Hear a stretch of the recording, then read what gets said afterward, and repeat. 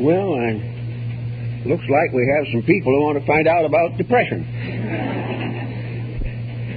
It seems to me that the main problem involving our emotional tensions at the moment is to consider, if possible, the purpose for which we are in this world.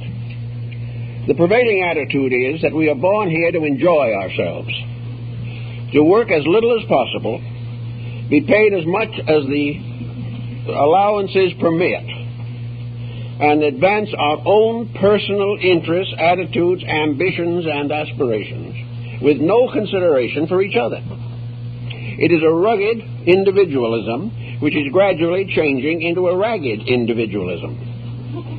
We are asking too much and giving too little to this embodiment. This is not a holiday in this world. We are here to learn, we are here to work, and we're here to gain certain pleasures, joys, and satisfactions and fulfillments as a result of personal effort. All this seems to be contrary to the prevailing temper.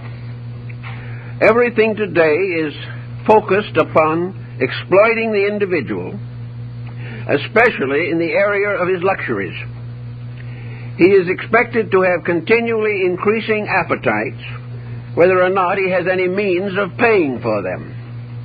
He wants more and more for doing less and less, and almost everyone is geared and keyed to a delusion.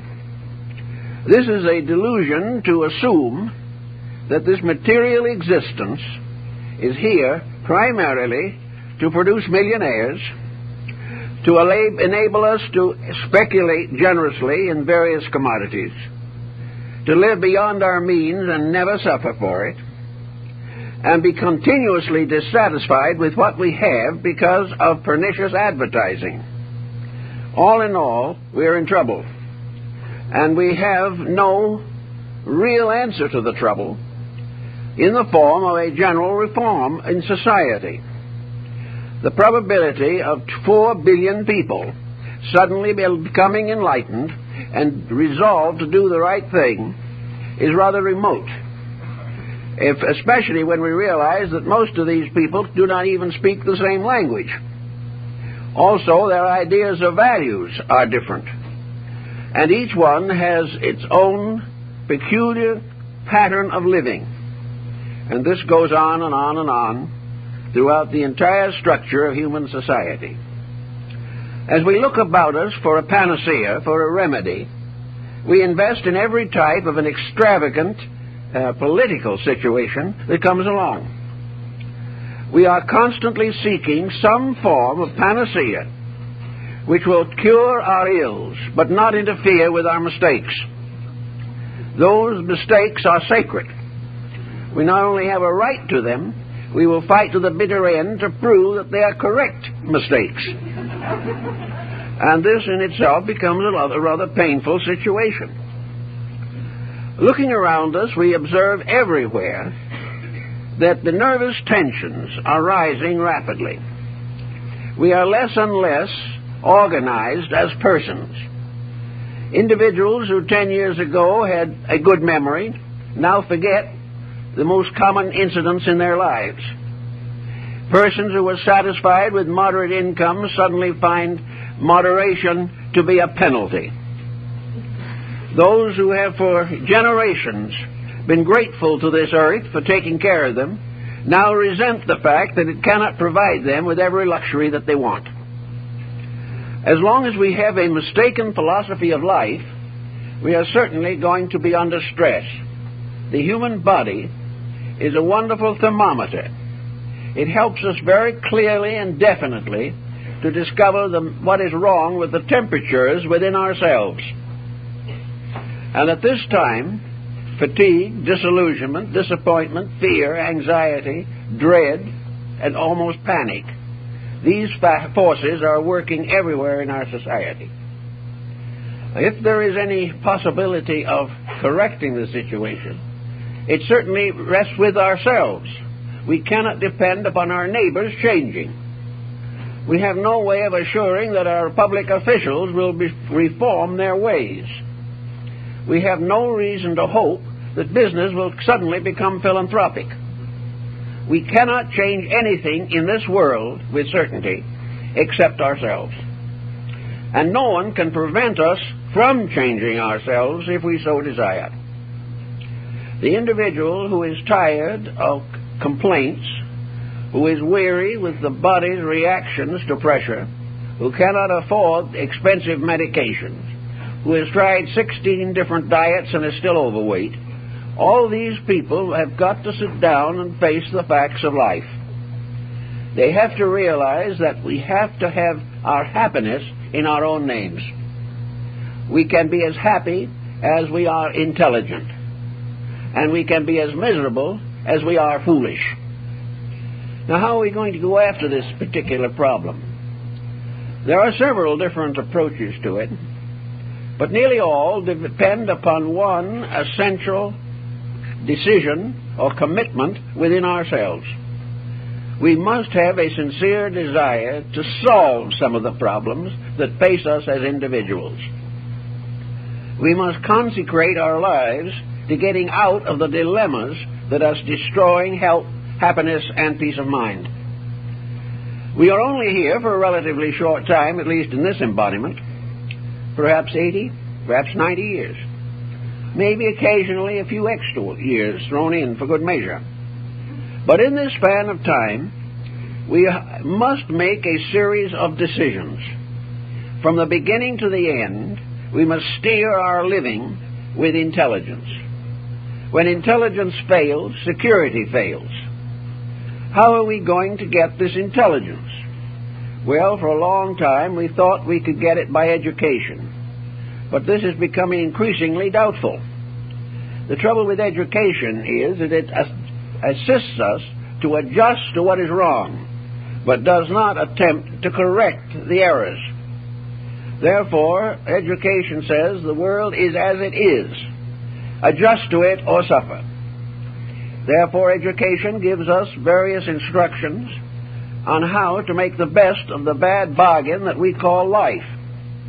It helps us to have a trade or an art, and whenever something new comes along, education works it over until it becomes obsolete. For a long, long time, we have been training people for special fields of activity which generally cease to be important by the time the training is complete. So all these different situations have impelled us to realize that education is not giving us the internal resource necessary to control ourselves. Education will help us to do the best we can as long as we remain inadequate. Education will also try to get us to get our minds off of our troubles by the hope of executive promotion in business. It assumes that if we know enough, study hard enough, and graduate successfully enough, we can live in reasonable comfort during our present embodiment. This is a beautiful thought, but is not supported by common evidence today. The next point that comes along, perhaps, is religion. Religion tries to explain to us that there are values that are more important than material success. This would be more convincing if so many different beliefs were not themselves developing very selfish attitudes and are working for material success. Actually, the primary contribution of religion is to dedicate the individual to principles, to make him understand why he has to keep rules if he wants to be happy. Religion would also offer him the instrument of faith. He would be able to feel that there is a power in nature working on his side as long as he behaves himself. This does affect and does encourage and does help a great many persons. On the other hand, many who try this method become disillusioned because religion does not work miracles in their personal problems. Philosophy would help if there was any, but philosophy is in a very bad condition at the present time. It is very largely merely a matter, as Voltaire pointed out, of individuals throwing stools at each other. The philosophers are all divided into various groups, and most of which are as difficult to reconcile as religious sectarians are. On the other hand, there is something new arriving and arising in the philosophical world, and that is psychology. Now, psychology started out by being a rather bright star of hope, and is still a very important approach to the problems of life. Psychology can, in many instances, demonstrate why the individual is in trouble, but it cannot always persuade him to change his ways. Those who are emotionally and mentally depressed are very much like alcoholics.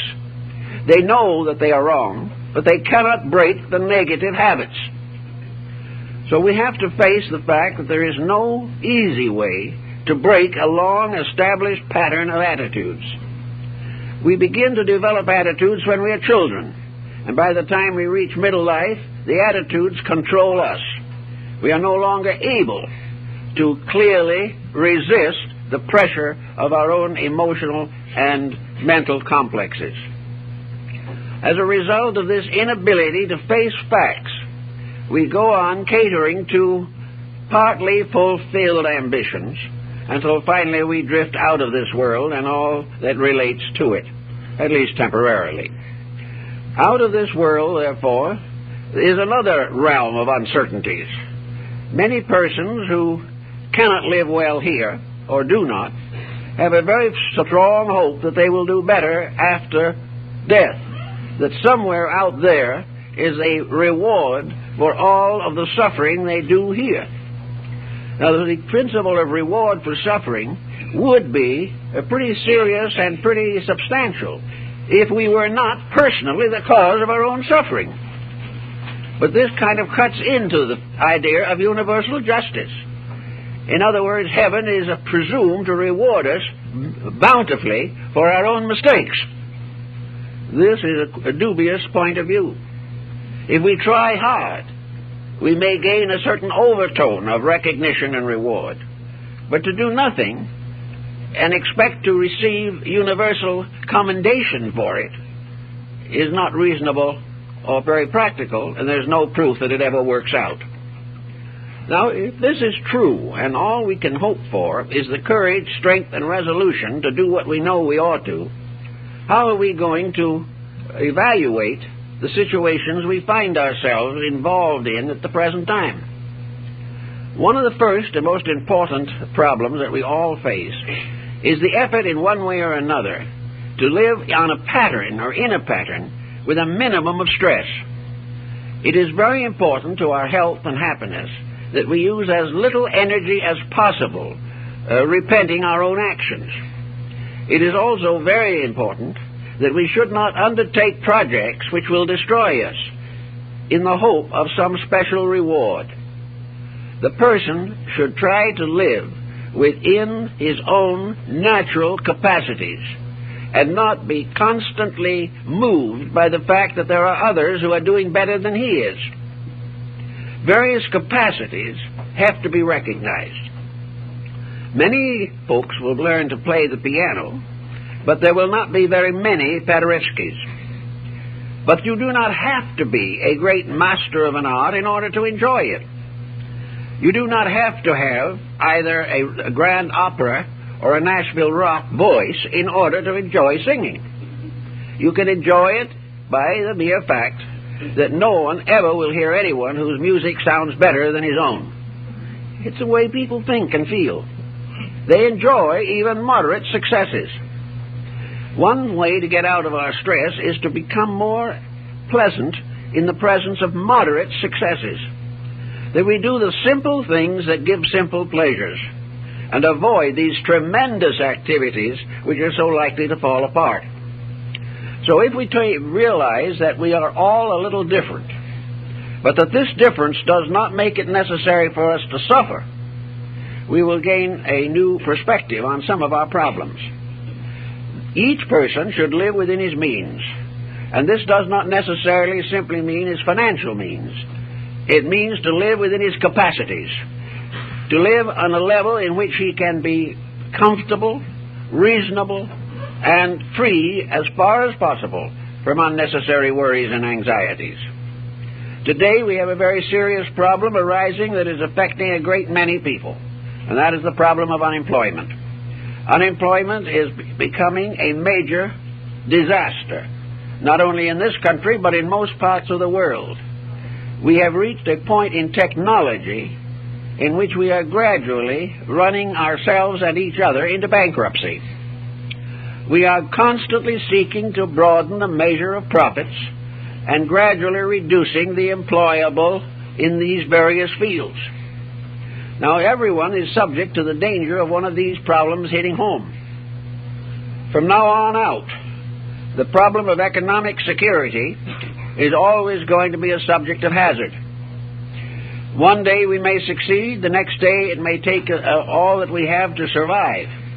We do not know what lies ahead, but we do know that there is grave possibility, at least, that an effort to perpetuate prosperity is going to end in tragedy.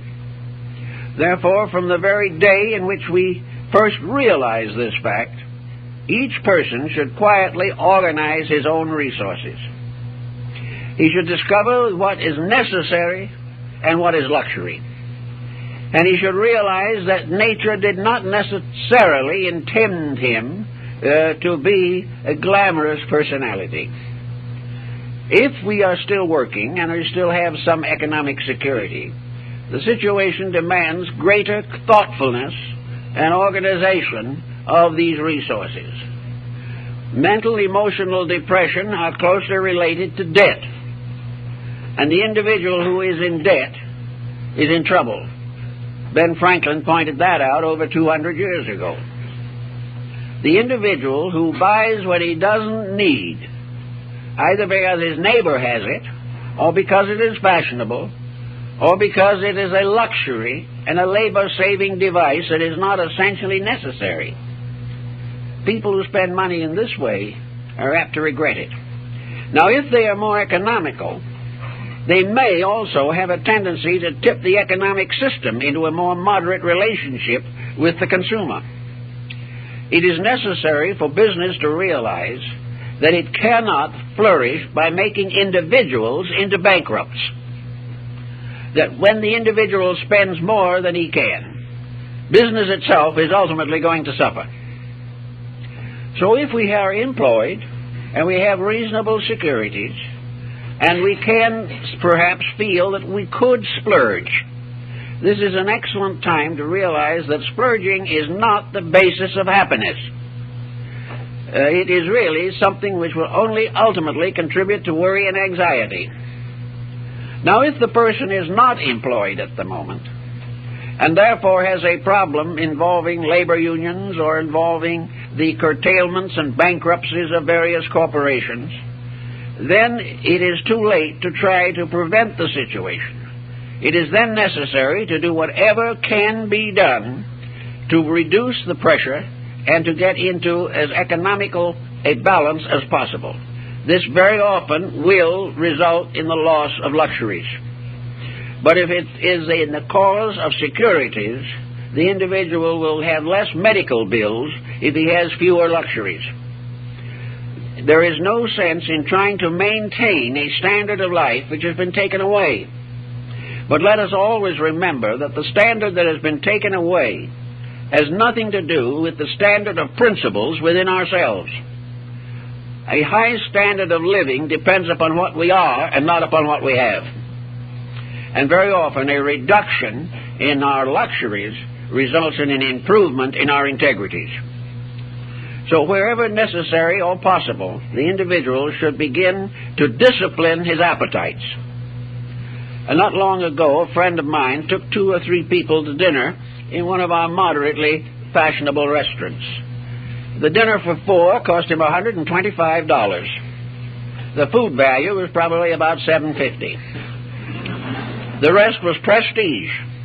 Well, prestige is something that the average person today cannot afford. It is not necessary for him to retire to a one-arm lunch counter, but it is necessary to be thoughtful and to curb extravagances. And the person who says, I'm going to be extravagant now because I do not know how long I can keep it up, is foolish. The purpose is to move and smooth out a way of life in which there is the greatest probability of being able to live it the rest of your days. And this means a moderate relationship with life itself. It means an ability to cope with probabilities of difficulty and stress. Actually, the theory we seem to be working from largely today is that our principal legitimate expenditure should be for entertainment. This has resulted, of course, in a measure of entertainment which most persons are having more and more difficulty standing.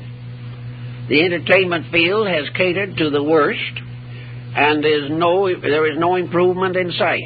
Extravagant expenditures for modern entertainment is a complete waste of time. This is another problem that people have to face. They've become so accustomed to these matters that they do not think very much about it if they finally decide they would like to pay $100 a month for X picture channels, or will not object to paying $50 a seat for a theater ticket. This type of thinking is going to result in nervous breakdowns for millions and millions of people. You cannot do it that way without worry. And for the moment or two, an hour or two of pleasure, or what you think is pleasure, you may pay with hours of worry and anxiety when you can't make the car payment.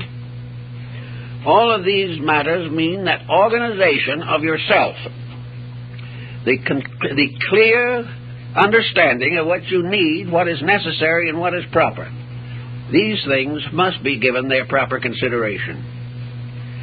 There will always be somebody in this world that has a little more worldly goods than we have. But it's not at all certain that that same person doesn't have more worldly worries than we have. Luxury is a lovely thing if you don't mind worrying yourself to death trying to maintain it.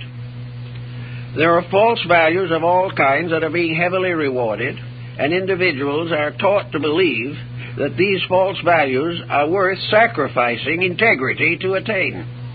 But they're not. And it's becoming increasingly evident that we are on a very dangerous path at the moment. Actually, however, there's one reassuring point. It's not as bad as it seems to be. Because, as one man said years ago, the less we have, the less we can lose. It is the individual with great holdings who has great losses. And these great losses remind me of the fact that I was on Wall Street when the 1929 depressions hit, and I saw a man walk out of the New York Stock Exchange, put a revolver to his head, and blow his brains out. Now, we're not doing it quite that way now, because in some way, perhaps, the way things are now, it would be very hard to hit brains, even with a good shot. The main point is that a quiet approach to life, a moderate approach to life, while it may not be free from all anxieties, reduces them. Reduces them because of the effect it produces in personal living. At that same time in 1929, a number of persons reported that having seen their entire holding wiped out in one day, went home and for the first time in years had a good night's sleep. There was nothing more to worry about.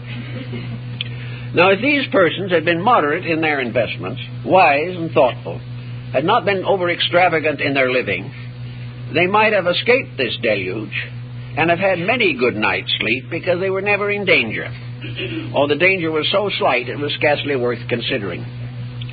We watch each person as the days go along, and we find friends and relatives and acquaintances becoming more and more edgy. No one seems to be very happy about anything, and nearly everyone has a pet peeve as to what is wrong. If we get about 500 people together, each with a different peeve, and they all express what their peeve was, the composite result would probably be approximately correct, because there are hundreds of causes for these uncertainties and these unpleasant reactions. The individual has to be careful, however, that he doesn't manufacture difficulties. It's bad enough to face the real ones, but it is even worse to imagine a great number of problems that do not even exist and become frightened to death by the products of your own imagination. Actually, we are all looking for something, someone, that we can blame for this particular problem. Last week I had one envelope come in to me that must have had 50 sheets in it, each containing some definite explanation of who was responsible for everything. It was not only a completely discouraging list, but the question always arose, well, how much fact was there in it? Because actually the various statements were very lightly supported, if at all. For the most part, it was simply blind anxiety blurting out its fears. Well, there is a lot of that these days. Individuals are frightened. Everywhere they turn, they see a conspiracy. Everyone around them is out for something that they have. All around the world, every religion, every political system, every industry, every economy is corrupt and is being used to destroy our peace of mind. It's very, very tragic. But the only answer to it lies in having an indestructible peace of mind. Whatever happens, we will discover, as we have from the past, that the worst does not occur.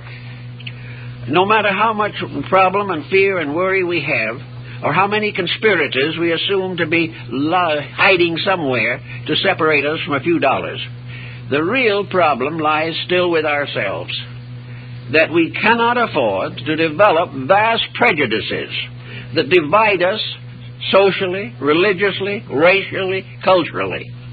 We cannot afford to look upon everything that is not like ourselves as an enemy. We do not realize the danger of this prejudice problem. And nearly everyone who is unhappy today is pointing an accusing finger at what he regards as the cause of his misery. But up to now, his tendency has been to point his finger in the wrong direction. He should be pointing it at himself. For here is where the real problem has to rest. It is our own ability to integrate our living and our thinking so that we can fulfill the Bible admonition that if we are right, we will survive, and that those who are wrong may fall on both sides of us, but we will still stand. The problem is always that we must be right. And this is the first line of defense against worry, fear, and anxiety. We have to be correct in our own relationships with life. It might seem that this is a very serious frustration, and perhaps it would be a little bit of a frustration if this was the only existence that we have. But whatever we do here is certainly going to go on, and we are going to take with us into something beyond this life most of the pressures that have burdened us here. There is no reason to assume that death changes us. It changes our location, it takes away our body, but there is no way of being sure that it changes any mental or emotional attitudes that we may hold. We will probably go on being ourselves, and that means that unless we have done something to improve ourselves, that if and when the time comes to start another pattern of living, we will bring back nothing but the faults and pressures that we took with us. So we have to, in a long-range thinking, try to make the corrections that are necessary while we are here. If the individual believes that he doesn't come back, it still remains the same problem. If he doesn't come back, it's all the more reason why he should do the best he can here and get as much of real value out of life as is possible. So the nervous person has got to sit down and analyze what is the cause of his nerves. What does he dislike? Who is he jealous of? What person is irritating him? Why does he hold on to ambitions and appetites that are unreasonable? Does he really think that by buying the larger house he's going to be a happier person? Does he really believe that he has to keep up with the Joneses? Does he find it absolutely necessary to make every possible last degree of profit on every transaction that he makes? Is it necessary for him to profit to the point that he prevents other human beings from having the proper necessities of life? All of this selfishness and self-centeredness is contrary to rules. And nature's way of doing things can be summed in the simple thought: if we are not reasonably contented, there's something wrong with us. We like to assume that it's wrong with the system. But the system is nothing but a mass of us. The system is a collective picture of our own personal attitudes on the various responsibilities of living. Out of this also comes a new type of escape mechanism. The individual, not wishing to change himself, has only one way out, and that is to forget himself. Instead of rising above his own weaknesses, he is going to escape from these weaknesses by killing out his own recognition of them. So the person who is nervous or neurotic or depressed goes on to medication. If he is depressed, he may be given a stimulant.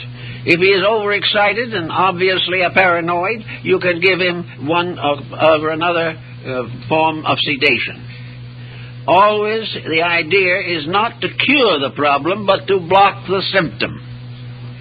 We are supposed to get well by forgetting what we are supposed to do. But instead of having this happen, we finally discover that we are allergic to the medication and ultimately kill ourselves in the effort to avoid thinking. Also, there is the alcoholic. There is all the different type of escape mechanism. We find people who are living in a very unpleasant, unrealistic, and unmoral way simply to escape the problems of life. Another thing that is very important, and I notice a lot of people seem to be struggling with it, and that is, what is the person doing actually to improve his own mental existence? What are his interests? What does he do to make a better life that will solve some of his problems? He comes home. It's been a hard day at the office. Or it's been a hard day somewhere. Or it's been a day in which there was very little work but a lot of anxiety and irritation. So he comes back. What does he do? Turns on the television. And he's going to live with the television and probably get an indigestion from the television dinner. But he is going to watch probably about the lowest level of entertainment that has ever afflicted the American people. He is going to go through all of the murders, all the rape and carnage, all the space wars, all kinds of dramatizations, real or unreal, about all the unpleasant moments of history, and a careful program of destroying and disintegrating the reputations of famous persons. This is entertainment. Or, being a nervous and sensitive man, he might go into rock, which will guarantee that he will be in the jitters for the rest of the evening. Nothing doing. Nothing is happening.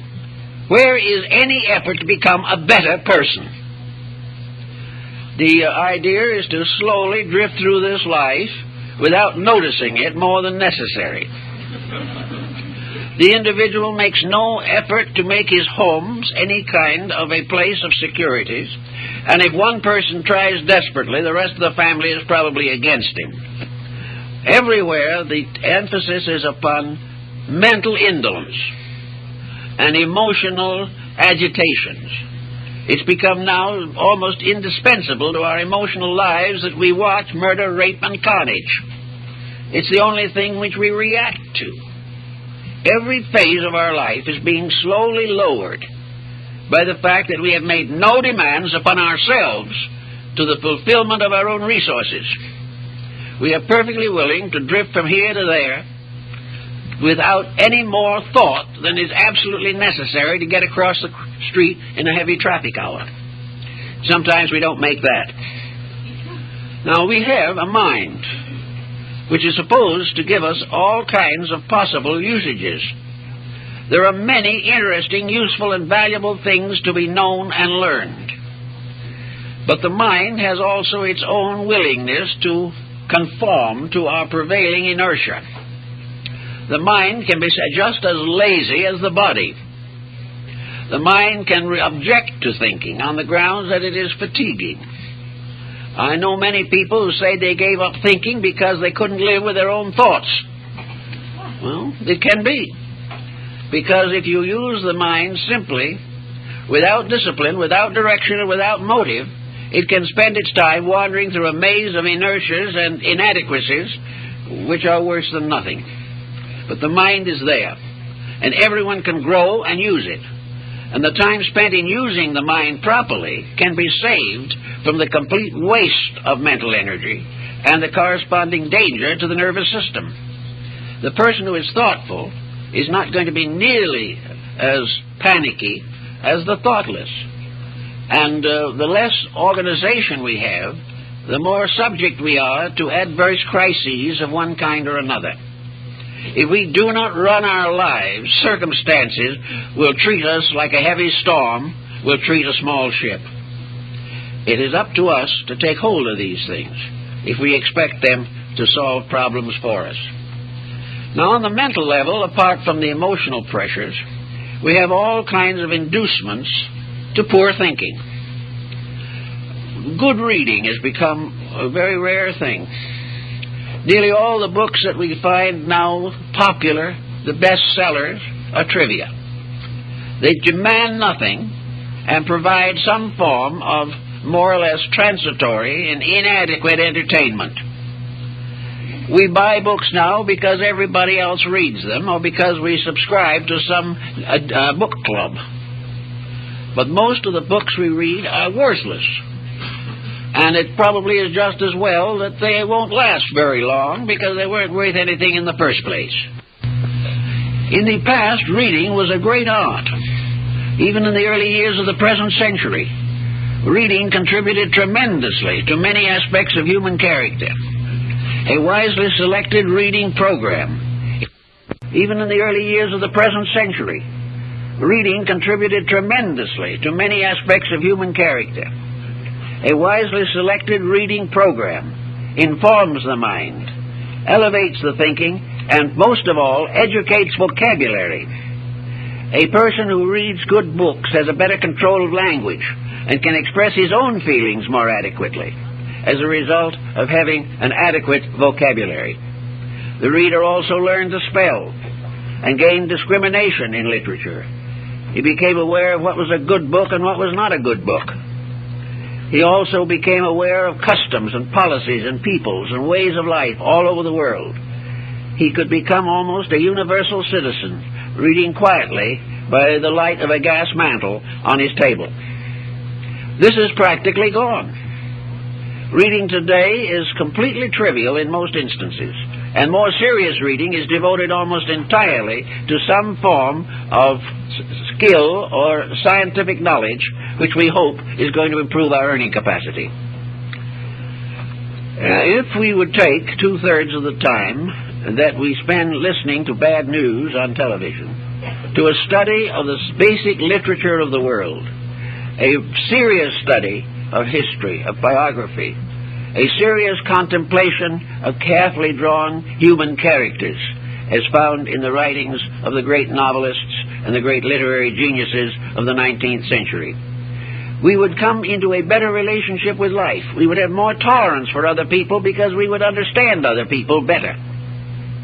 Through Charles Dickens, you could learn to understand a great many people, and in this way also gain a certain tolerance for the idiosyncrasies of persons and realize why each individual is what he is, and not resent constantly the fact he may differ from us in something. Art, music, all of these civilizing forces can be cultivated by discrimination. But if the discrimination is lacking, all these things simply become time killers. And the human being, whether he knows it or not, cannot afford to kill time. It is a very limited resource and is the basis of the personal securities and integrities that he hopes to build. Also in this same problem, the problem of being quiet is a very serious issue at the present time. We live in a world that is full of noise. There's hardly a silent moment anymore. But more than that, we live in a world in which there is a tremendous amount of man-made unnecessary noise. One of the most common forms of this is small talk that leads to nothing. Arguments, dissensions, hatreds, and various accusations that are unfair or unreasonable. Somewhere along the line, the person who wishes to know himself must be able to sit down and become acquainted with himself. To each of us, ourselves remains always the unknown person. We spend very little time trying to understand our own motives. We simply fulfill the pressures. If we don't feel good, we let our bad feelings show. If we're angry, we explode in somebody's face. Nothing is really given any serious consideration under such pressures. So each person, beginning in childhood, should recognize the dignity and importance of quietude. The individual should be able to sit down and simply relax and think. Think without pressure. Think without intensity. Think in fields and areas which are comforting to the mind. Remember the better things of life and gradually discipline and appreciation for the benefits we have enjoyed, and also the gradual integration of patterns to contribute to the happiness and security of other people. A quiet, meditative relationship, a relationship in which peace of mind is the result of relaxing away from the stupidities with which we have become dominated. Everyone should be able to be quiet. It should not be necessary for the person who is not up to his neck in activity to sit back and simply fidget. There is no peace of mind where the individual cannot settle down quietly to contemplate or think or enjoy the benefits of his own spiritual experience and life. It is also through the quietude that we have to approach heaven. For whatever religion we may hold, whatever faith is important to us, we come closest to realities in quietude. And when we get nervous and upset and the blood pressure rises, quietude will bring it down again. Quietude also brings with it patience. The quiet person does not necessarily carry a chip on his shoulder. The quiet person is able to estimate more correctly the attitudes of others. It is much less likely we will misunderstand people if we listen quietly to their words or watch quietly their actions. Very often misunderstanding is simply within ourselves. A prejudice has taken over and we spit back at someone. All these things create sickness. All of these things destroy the benefits of life. Now, with many people, there are two very important emergencies in life which have to be considered. One is the emergency that arises when children leave home. There is always that day when a busy life, made largely busy by the responsibilities of parenthood, this suddenly ceases to be an emergency or a dedication. The birds have flown. The individual suddenly finds a very serious vacuum. He has no longer the responsibilities, the anxieties and worries of parenthood. There is suddenly an empty nest and people who are unable to face it. They do not know what to do with themselves. And very often, the untrained, undisciplined mind has a tendency to sit back and contemplate its own deprivations. Very often it will contemplate why the children shouldn't have married the persons they did marry, or why have they not continued to write home every day, and why do we only hear from them when they want some money. Why are all these things suddenly brought to our attention, bringing about a feeling that we were never appreciated, that we have been left alone, we have given everything and gotten nothing, and on and on and on and on, until we can dissolve in a noble example of self-pity and go on sedations as the only remedy. Now, lots of people do this. They just cannot face the fact of life as it really is. They cannot say with cheerfulness, I have finished a responsibility and now my life is my own.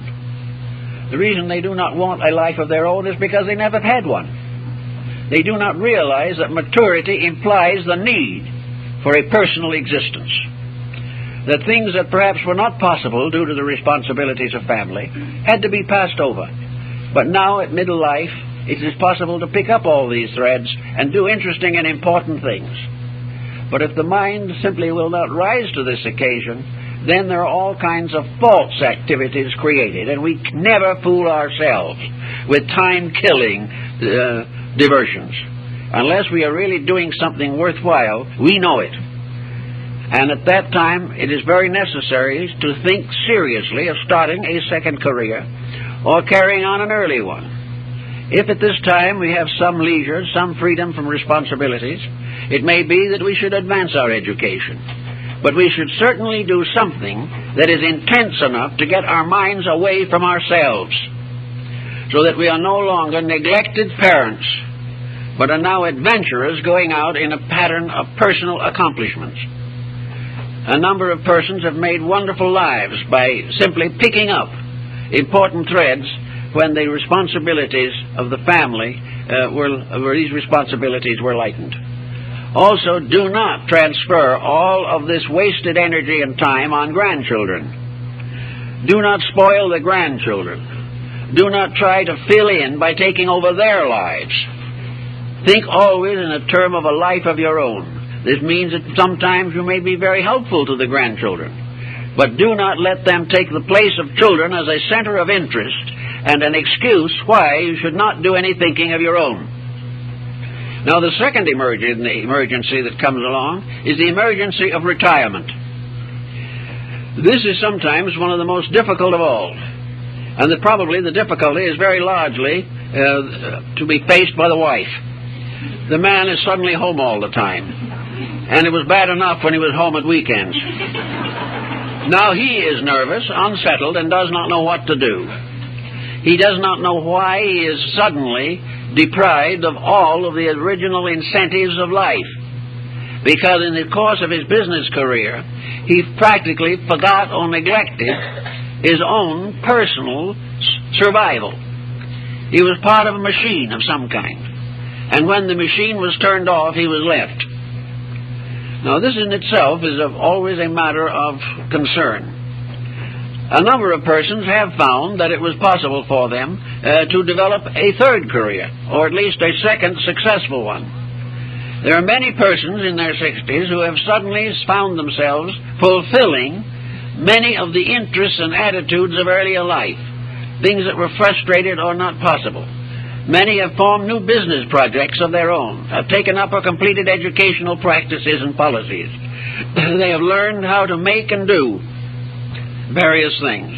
They have learned to simplify living, so that having a smaller overhead and a smaller establishment, they are able to have more time to do the things they want to do. Then comes the question, what do they want to do? The answer to that very largely rests with earlier thinking. It's very hard to take that up all by itself at the end. It is much better for the individual to have carried along with his business career some other activity. The businessman and the housewife should have other interests that they have been developing over a period of years, so that the transition from one focal point of activity to another is comparatively slight. If there's no such an adjustment possible, a bewilderment settles in. And in this bewilderment, all kinds of false values take over. And the person gradually falls into one form of depression or mental chaos or another because of the lack of focal point. That a person should reach retirement age without a mind sufficiently disciplined to carry him from that point on seems difficult to believe. But it is very, very common. So that the undisciplined retiree falls into small purposes that have no real significance and no actual satisfaction for himself. Here, hobbies can be important, especially if these hobbies have basic educational value. Various projects involving social activity, in teaching and in working with people, all these things can develop into useful extroversions. But most of all, if the person's retiring at 65 or 70 has no interest in life, it is an indictment of his previous living, and it is also a hazard to his survival. A proper planned life after retirement from business can add 10 or 15 healthy years to the life of the person, and can give them an opportunity for mental and emotional maturity that they were deprived of during the long years of business involvements. So here are two periods in which it's very necessary to take over the problems of living and try to plan a successful long-range career. This is something that I think more or less reaches the summation of the situation, and that is the long-range plan for living. Not that the person is to live from now to the next vacation. Not that the person shall live from now until he buys a new car. But a long-range plan based upon a life of expectancy that for us here in the Western world will extend probably to nearly 80 years, and sometimes more. A period of time in which a long-range plan worked on diligently from the beginning and forever in the back of the mind. This is very important. It is this long-range plan, for instance, that comes into the front of the mind when we sit quietly and do not think about transitory things. The long-range plan is something that should be filled with hope, filled with resolution, filled with dedications to various useful, constructive, and unselfish activities. But the plan should be there. And if necessary, when the person graduates from high school, he should begin to think about that plan. He should view it as a basic of his life, that he is a person, is living. He is going to accept the responsibilities of life. He is going to fulfill his responsibilities and his duties. But he is also going to be ever mindful that there is a reason for his existence beyond economics, beyond promotion in office or something of this nature.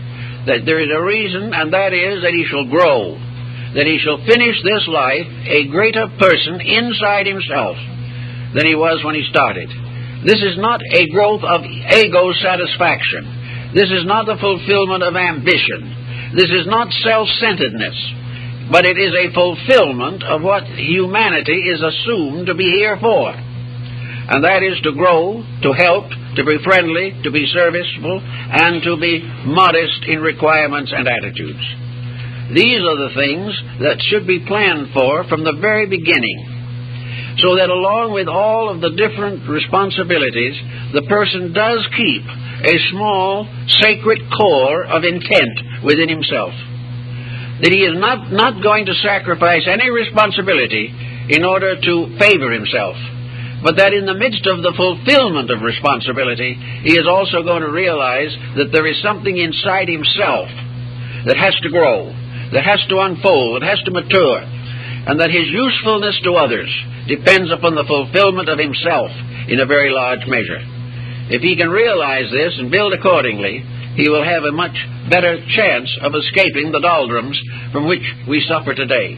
We look around on all the levels of life, and these doldrums are closing in. We are frightened, we are worried, we are nervous, we are anxious. But most of all, we lack an internal core of integrities. Yet we have religion, we have enough ethics, enough morality, enough background in common education to tell us that there are certain things we should do. But they take a little effort. And the individual says, I have to work all day, I have to use effort at my job, and when I come home I don't want to work, I want to play. Well, that's all right, but there's no reason why we should not play creatively. There is no reason why our recreation should not be enjoyable and useful at the same time. Because actually the final fulfillment of pleasure is the accomplishment of some kind of good that is going to enhance or increase the value of our participations in life. So that there is no reason why we cannot enjoy growth as well as, or better, than we enjoy escape from labor. Now, in the same problem, we find people in these difficulties are very often inclined to drift along. Now, there's a very narrow line of demarcation between an attitude and an affliction.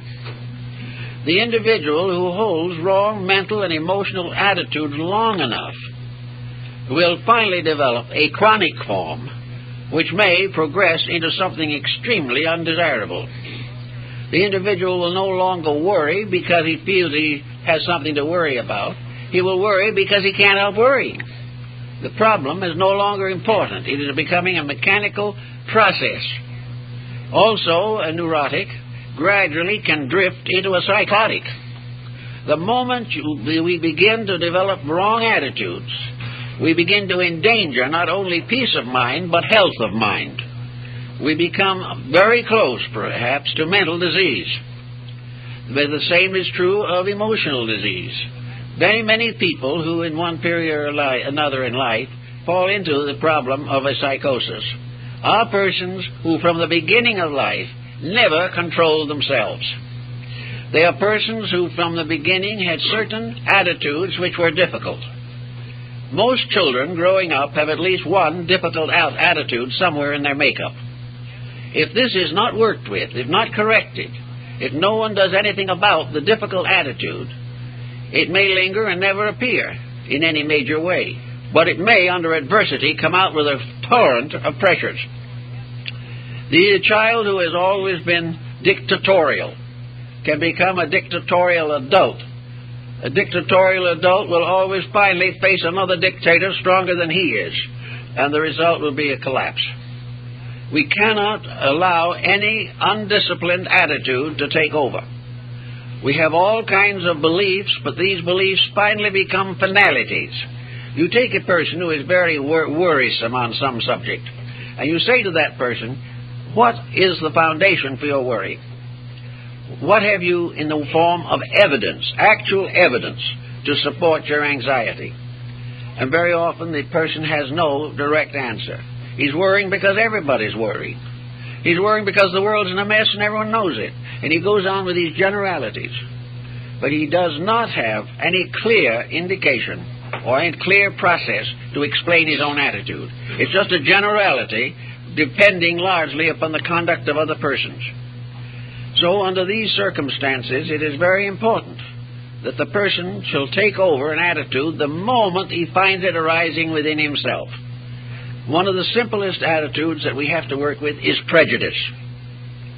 Now, to many people, prejudice is loyalty. Prejudice is necessary because it belongs to the group, or it belongs to the family, or it belongs to the theological structure to which the person belongs. Prejudice is therefore something which is very hard to cope with, but prejudice nearly always ends in trouble. Prejudice opens the person to every type of negative propaganda that can be launched against him by society. Prejudice destroys peace of mind and cuts him off very often from important, useful, and friendly people. Prejudice can affect the fate of his children. It can affect everything, his job, and everything that relates to his life. If he becomes locked in the concept that every dog is like the dog that bit him, he's in a bad way. There is no possible way in which prejudice can end in anything except sickness, because health depends upon seeing good in everything, and sickness is seeing evil in everything. And the more evil we see, the sicker we become, and the quicker we come in contact with good that is appreciable to us, the quicker we begin a recovery. So we watch prejudice, and it's very scarce to find anyone who isn't involved in it in some way. The most common prejudices are religious and racial, but national, political, industrial, economic, educational, medical, all different fields are burdened with prejudice. And nearly every case, prejudice is a mistake. Now, that does not mean that the person has to become an easy believer, but rather that he must develop a discrimination that enables him to dissect and detect that which is proper and useful, without generalizing on a situation in which generalities are too abstract and uncertain. Now, another problem involved is not only in prejudice, is ambition. Many persons are born Napoleons, and most of them end in Waterloo. Many people are quite convinced that by some circumstance beyond their own control, they are formed of a superior material. There was a special quality used in assembling their personalities. They will never be able to just simply be people, because they were born to rule, to lead. Now, these people are, my observation is that many of these people are about the most unfit persons I've ever known. Instead of this prejudice being an expression of a great capacity, it is simply pure egotism. They are simply self-centered and overwhelm everything around them with the importance of their own attitudes, which are not important usually. And as a result of this, a great many of these highly ambitious people become utterly frustrated. They will never be satisfied with moderate success or moderate achievement. They must go on and on to the domination of society. People of the caliber of Hitler, Mussolini, Napoleon are examples of this tremendous drive, which ends in tragedy to themselves and disaster to the world. Therefore, the individual must be very reasonable in his ambitions. You should have ambitions which are largely aspirations. You should have the aspiration to become a better person. You should have an ambition to do your job well. You have a right to assume a reasonable advancement. But the idea that you are destiny's darling is going to cause trouble in most cases. The individual is frustrated and finally very often psychotic. And this moves often into the religious field, and the individual believes in a special dispensation that has been granted to him. And as a result, he becomes a nuisance to others and a disaster to himself. These things have to be watched, but the mind must be the sentinel. It must stand ever ready to evaluate things. It must judge, it must confer evidence, proper decision. It must work out all these problems fairly and reasonably. That's what it is for. When we do not use it in that way, we get ourselves into constant difficulties. Emotional intensity is also very often a matter of frustration. And in this field, affections are a very definite factor. People like to believe that they know what love is. Well, love is a very mysterious thing. People have been trying to find a definition for it from the beginning of time. And I believe, if I remember correctly, it was Voltaire who said on one occasion that the best definition he knew was that love was an itch in the heart where it can't be scratched. But very few people can really give us a mature definition of love. Love is usually, as St. Francis de Assisi pointed out, is the bestowing of an affection, not the demand for it. The individual who gives an honest affection fulfills love in the best possible way. But the individual who loves himself better than the persons around him, and who is always finally in love with his own interests, his own attitudes, and his own emotions, can be a very sad character in the course of life.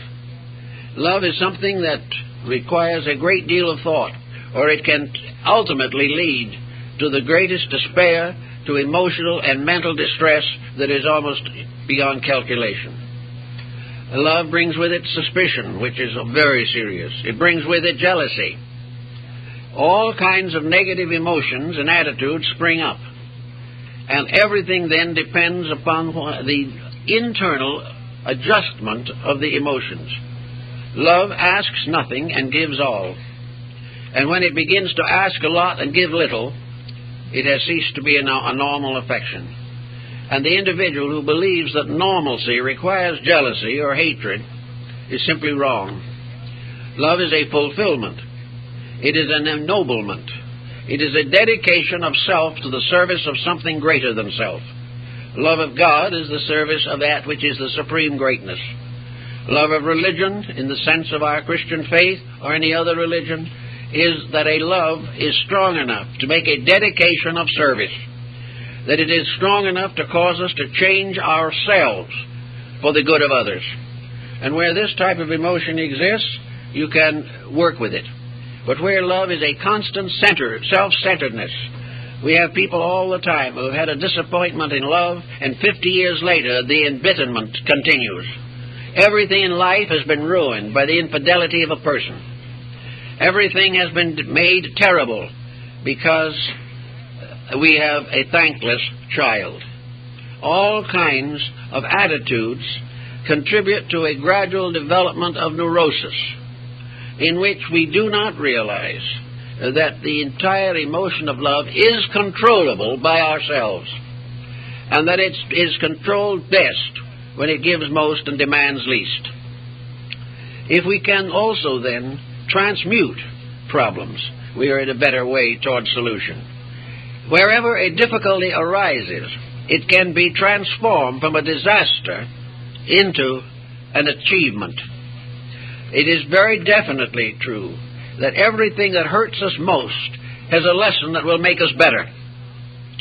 We will find that in the meeting and mastering of circumstances, we gain the greatest consolation in the world. The person who has a right to be happy, and is really happy, is not the one who has never had tragedy, but one who has transmuted tragedy into soul power. Tragedy should make us greater, make us deeper, wiser, more loving, more understanding. Then it is a contribution to our good.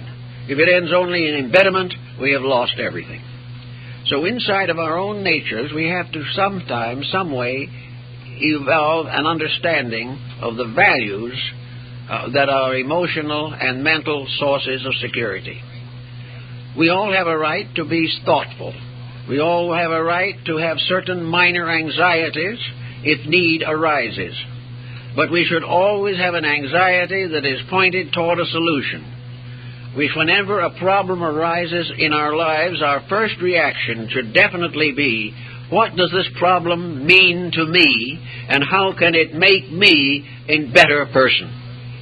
If we can always think this way, we're not going to become neurotics. We are only going to become neurotic if we believe that experience is unfair. But actually, what we think is unfair is challenge.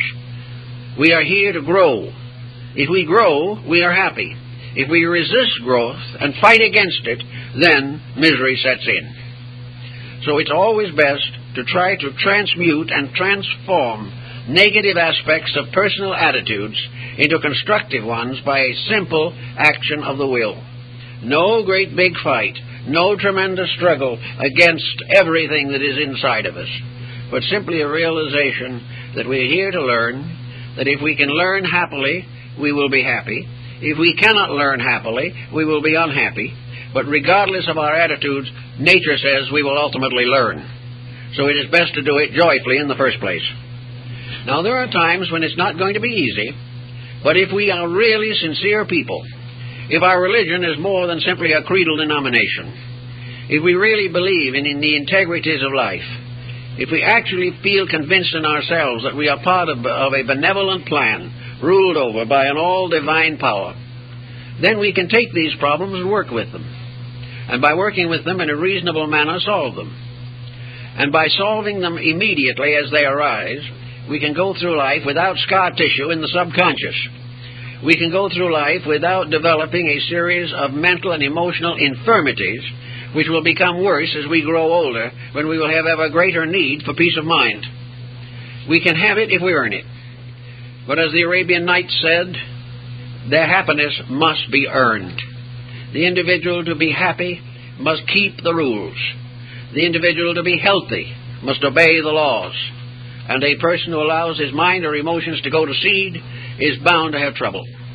But knowing this and realizing it, and knowing that we are equipped to combat this situation, and that there is always within us the power to transcend any debility that we may manifest, it is perfectly possible for us to day by day make those improvements in our own living by which we will prevent the closing in of this pressure of pain, psychological misery, mental headaches, and the resulting disabilities. Every attitude relates to some function of the body.